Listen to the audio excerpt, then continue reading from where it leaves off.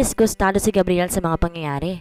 Malaking setback para sa kanya ang pagkamatay ni Romulo Salvador na hindi man lang sila nagkakausap. Hindi niya alam kung paano pa niya makukuha ang ebidensyang hindi nilahad ng nasawing abogado sa hukuman na siyang nililinis sa kanyang pagkatao. Tutulungan kita sa abot ng aking makakaya, Gabriel. Hahanapin natin ang killer. Alon ni Cindy na mapansin nito ang pagkadisgustado ng kasama. Napailing si Gabriel.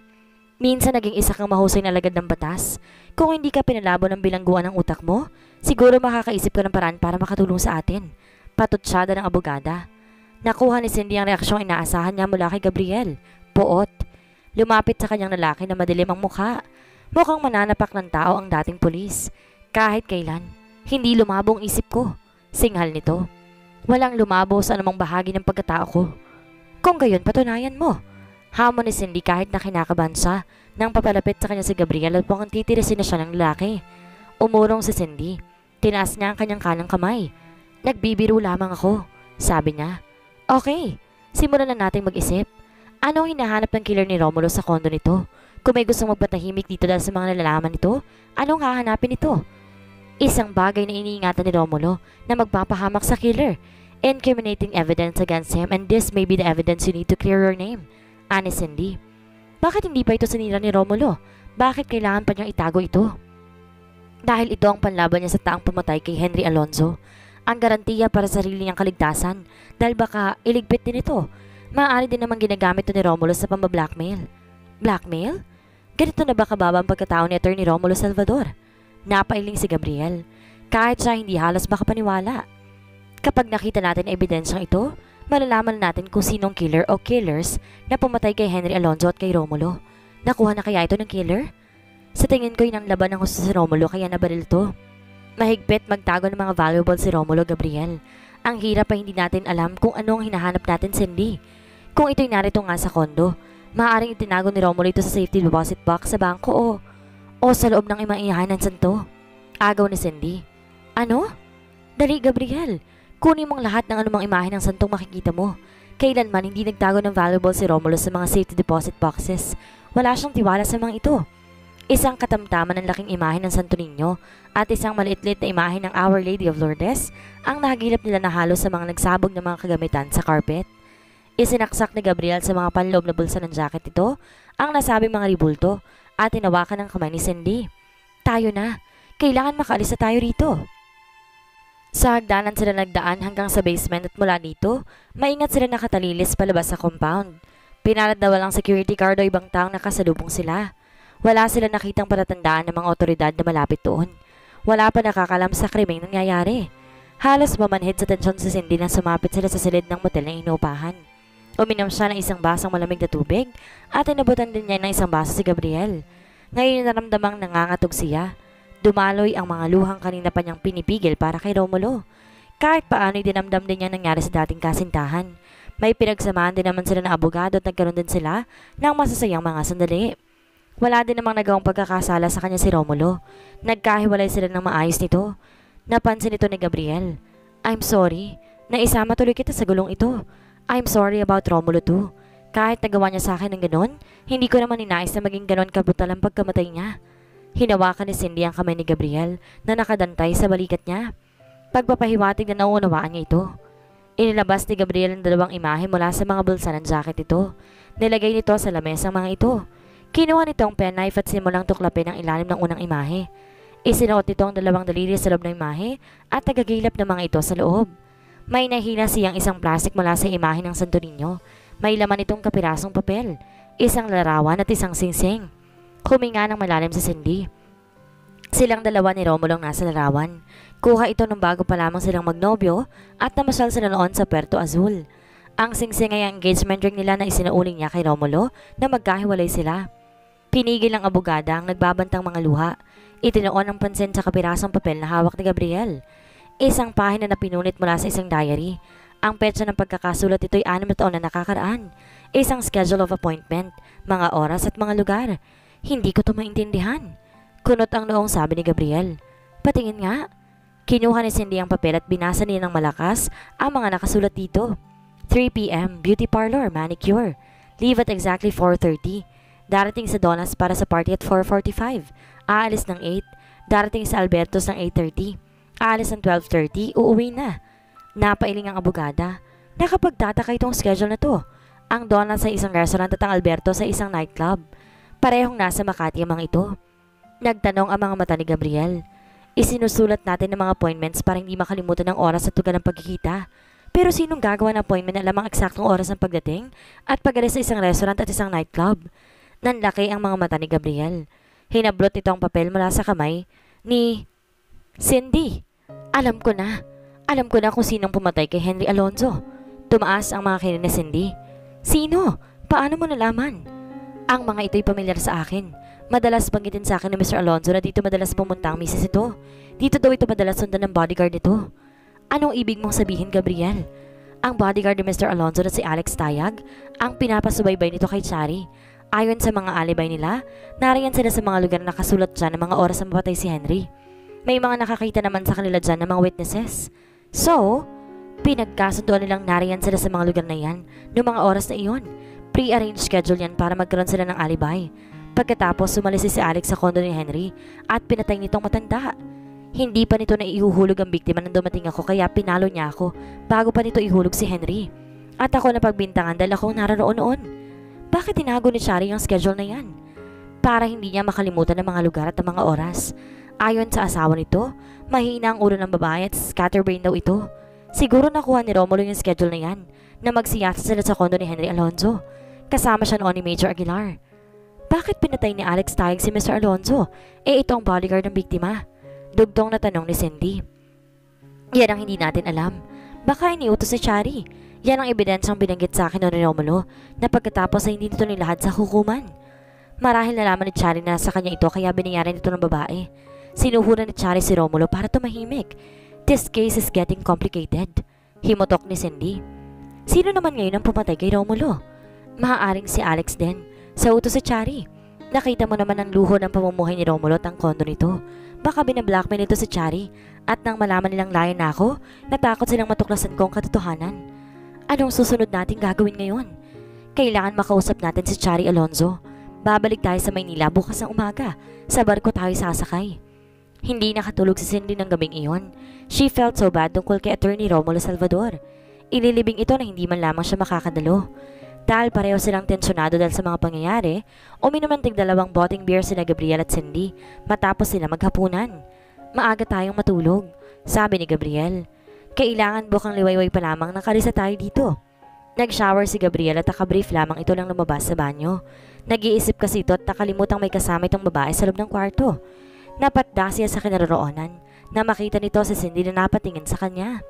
Humagod ang tingin ng dalaga mula sa mukha ni Gabriel hanggang sa dibdib nito pababa. Pagkatapos ay tumuon ang mga mata ng abogada sa mga mata ng lalaki. Nagliliyab ang ningas sa dugo ni Gabriel. Napakatagal ng panahon na hindi nagkaroon ng kaganapan ng pangailangan niya bilang isang lalaki. Tumalikod ang binata para iwasan ang mga titig ni Cindy. Balak nitong kunin ang t-shirt nito na nakasampay sa silya. Basa pang likod mo, Gabriel. Tila bulong ng hangin ang masuyong tinig ni Cindy. Lumapit ang dalaga sa lalaki. Akin na yung tuwalya at pupunasan kita. Nanigas sa kanyang pagkakatayo si Gabriel. Hindi niya magawang iabot sa dalaga ang hawak na tuwalya. Ginamit ni Cindy ang palad nito para tuyuin ang basa sa likod ng binata. Humaplos ang mga kamay nito sa balat ng lalaki. Masuyo, nanunukso. Humarap kay Cindy si Gabriel. Marahas na hinawakan itong humahaplos ng mga kamay ng dalaga. Nagtama ang kanilang mga paningin. Nag-aanyaya ang naungusap ng mga mata ng abogada. Bahagyang nakaawang ang mga labi nito. Dumako ang paningin ni Gabriel sa mga labing iyon, lips as soft as rose petals. Lumapit ang mukha nito sa mukha ng dalaga. Ginamit niya mga bisig para yakapin na mahigpit ang dalaga. Ibinilanggo ni Gabriel sa kanyang mga bisig ang malambot na katawang iyon hanggang sa halos mapugto ng hininga ni Cindy. Nilokob ng init ang kanilang mga katawan. Madalas mapangarap ni Gabriel ang ganitong pagkakataon, ngunit hindi niya alam na ganito ang mararamdaman niya. Hindi rin inaasahan ni Cindy nagigisingin ni Gabriel ang malalim na pangangailangan ng kanyang katawan. Pangangailangan naging napakatinding gutom at uhaw para mangilid ang mga luha ng dalaga. Naramdaman ng babae ang malakas na paghinga ni Gabriel at ang abnormal na pintig ng puso ng lalaki. Magkatapat ang kanilang mga puso dahil magkadikit ang kanilang mga dibdib. Pumailalim ang kamay ni Gabriel sa ilalim ng t-shirt ni Cindy. Ginagap ito ang puno ng mayamang dibdib ng babae. Nilaro ng mga daliri nito ang mga buko ng mayayamang dibdib ng babae. Nilaro ng mga daliri nito ang mga buko doon na nagsitirik sa bawat pupisil na ginagawa nito. Kailangan kita, daing ni Cindy. I want you so much, sweetheart. I want you now. Humaplos ang kamay ni Gabriel pababa sa puso ng dalaga hanggang sa puno ng hita nito. Napasinghap si Cindy. Hindi na siya makapag-isip. Umikot ang katinuan niya. Nagsusumamong katawan niya ng kaganapan. Nakayakap siya na mahigpit sa leg ni Gabriel dahil tumindi ang pagkakapisil ng lalaki sa mga buko niya. Nawala ng lahat ang lakas si Cindy para tumutol ang higasin ni Gabriel sa nag-iisang kamang naroon at naganan siya nito hanggang sa tanggaling isa-isa ng lalaking lahat ng saplot niya sa katawan. Wala na ring makakapigil kay Gabriel. Nag-aapoy na ang pakiramdam nito. Ang mga haplos ni Cindy sa kanyang balat ay nagtutulak sa kanya sa bingit ng deliryo. Gabriel! Ang pagsambit ng dalaga sa pangalan ng binata, tila isang daing, isang pagsusumamo at paglalambing. Napapikit si Cindy nang maramdaman niyang iniawang ng mga tuhod ni Gabriel ang kanyang mga hita. Inihanda niya ang kanyang katawan para tanggapin ng lalaki. Tumingin ka sa akin, Cindy. Utos si Gabriel. Gusto ko nakatingin ka sa akin habang inaangkin kita. Kiming tumitig si Cindy kay Gabriel. Sa lalaking ito na aangkin sa kanya. Nakita ni Gabriel ang puso ng dalaga sa mga mata nito. Mahigpit na yumakap si Cindy kay Gabriel nang pumasok ito sa katawan ng dalaga. Nakadama siya saglit ngunit matinding kirot. Si Gabriel ang unang lalaking umangkin sa katawan niya.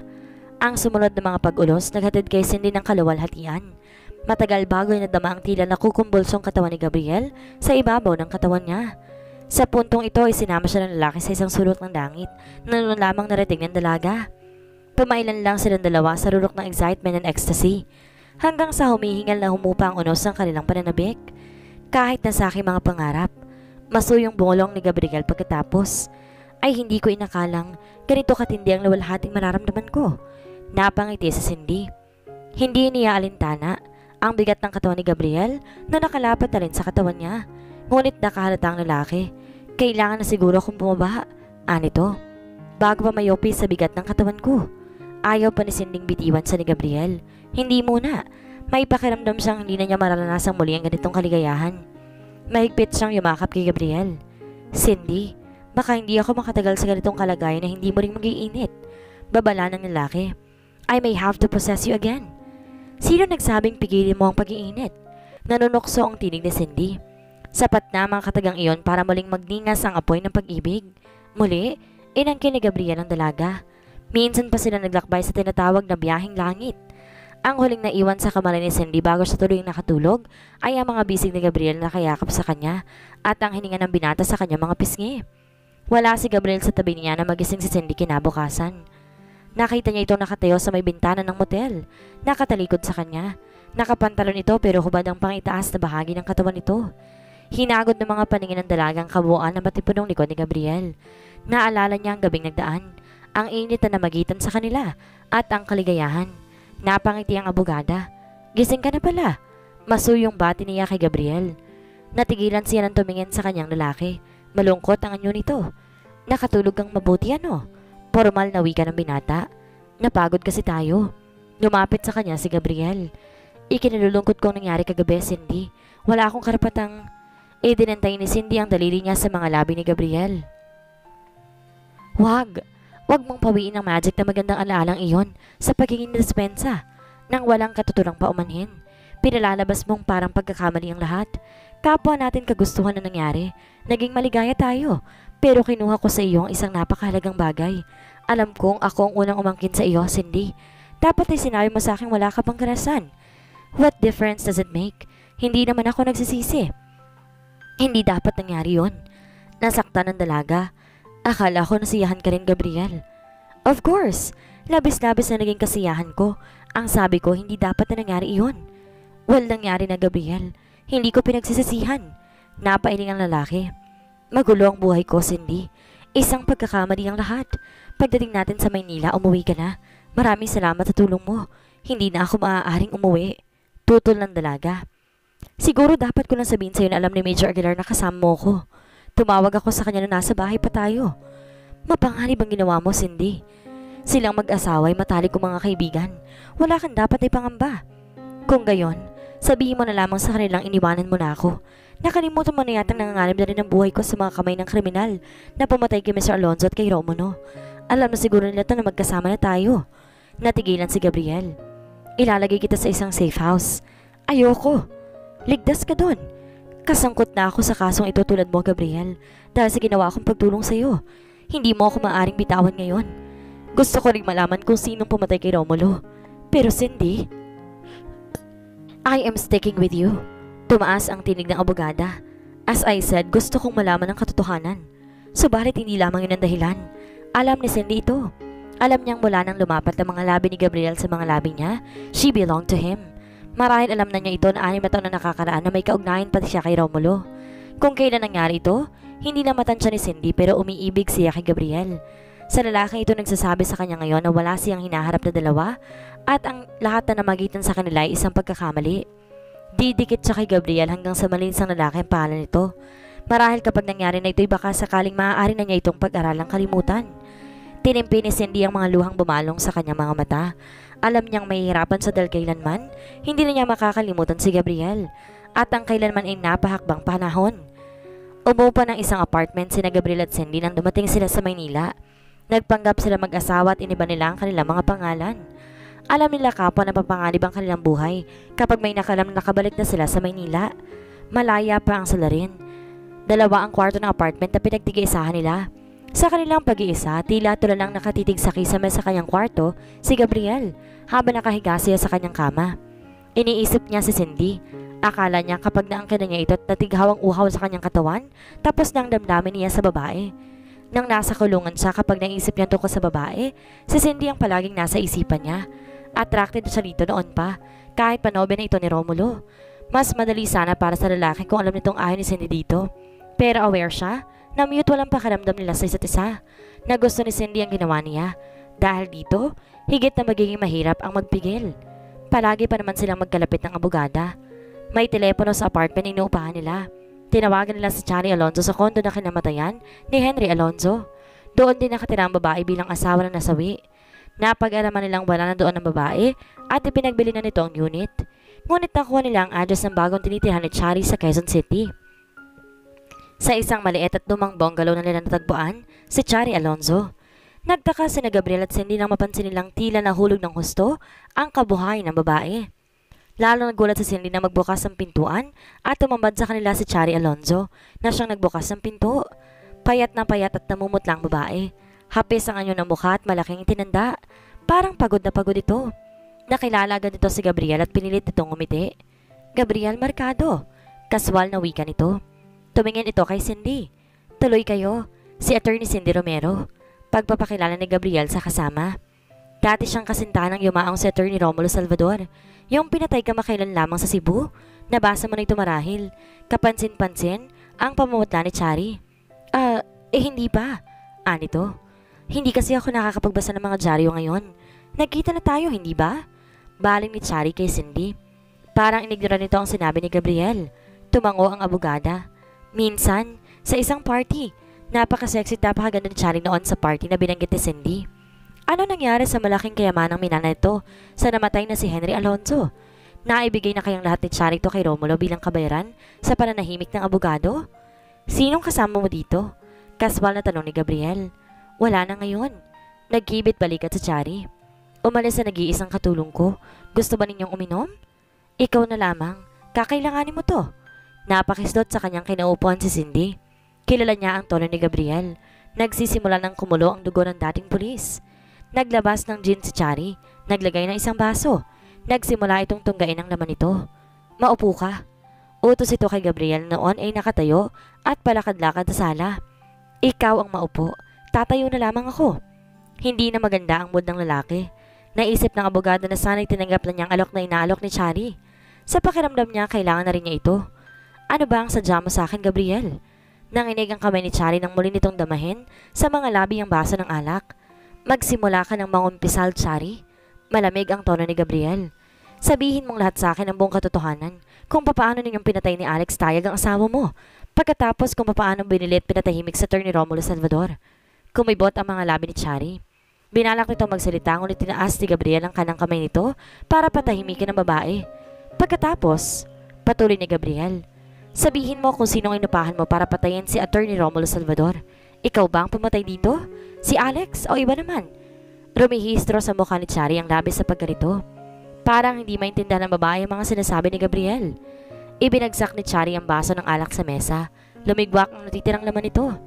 Ano bang pinagsasabi mo? Tila naghihisterya ang tanong ni Chari. Ang tagal ng panahong hindi ko nakikita si Alex.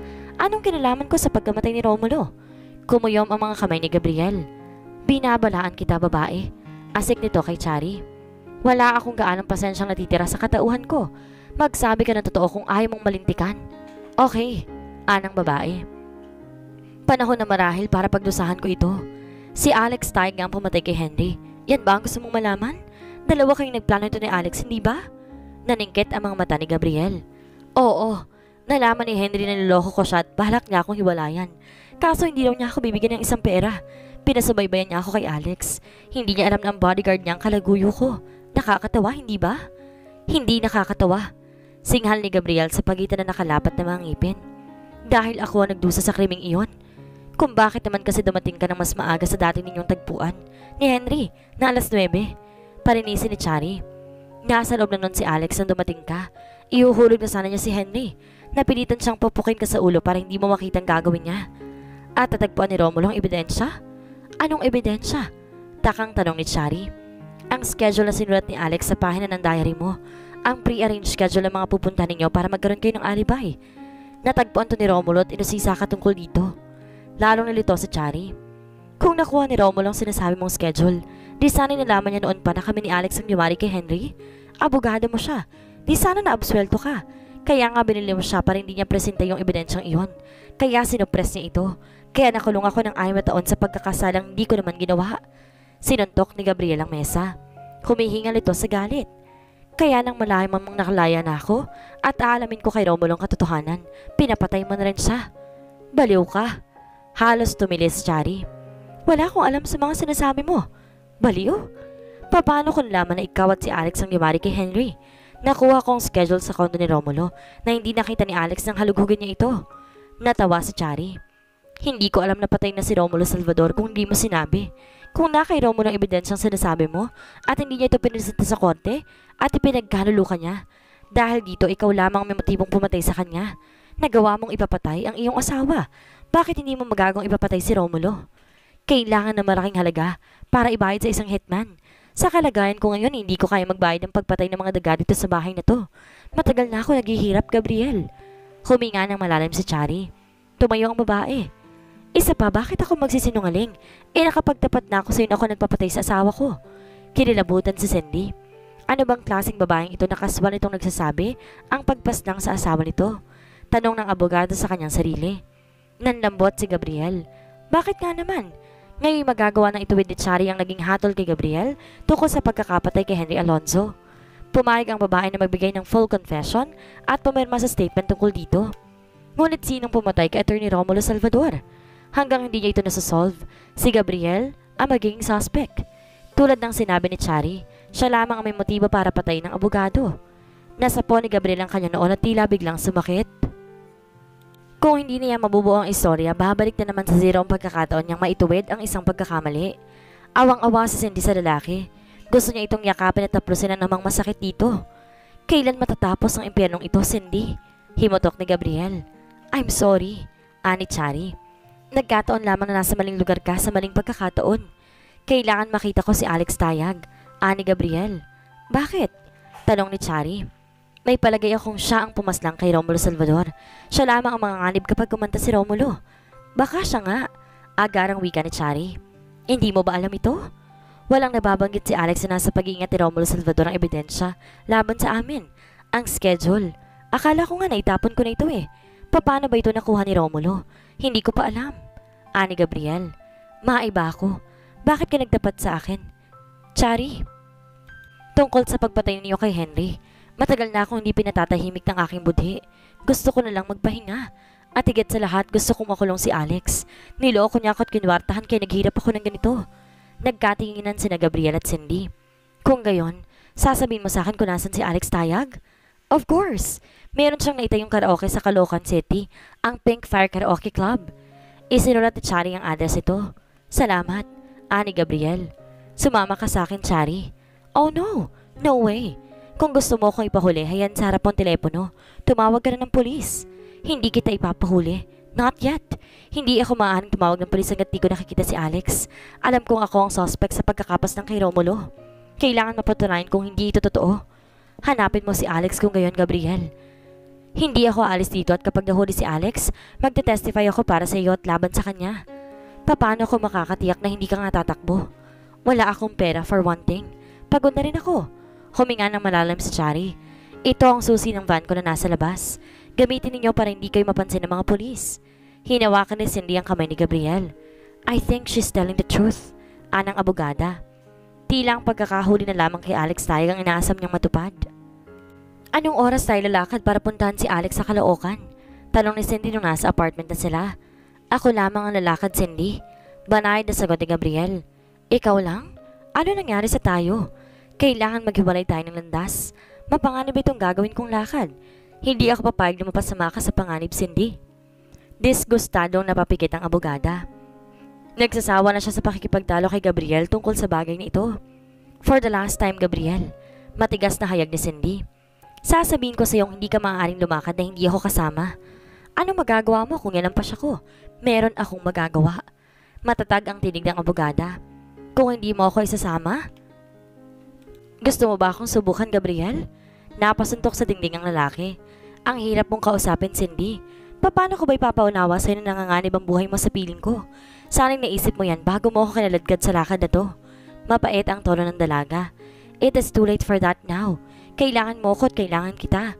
We need each other, Gabriel. Marahas siyang hinapit ni Gabriel sa katawan nito. Makinig ka sa akin, Cindy. Kapag magkalapit tayong ganito, hindi malayong makagawa ako ng mga bagay na pagsisisihan nating dalawa. May babala sa pangungusap ni Gabriel.